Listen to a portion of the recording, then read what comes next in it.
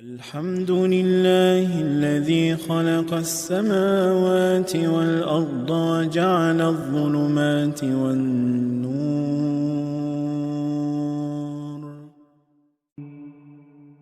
بسم الله الرحمن الرحيم والتين والزيتون وطور سينين وهذا البلد الأمين لقد خلقنا الإنسان في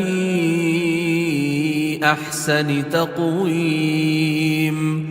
ثم رددناه أسفل سافلين إلا الذين آمنوا وعملوا الصالحات فلهم أجر غير ممنون فما يكذبك بعد بالدين أليس الله بأحكم الحاكمين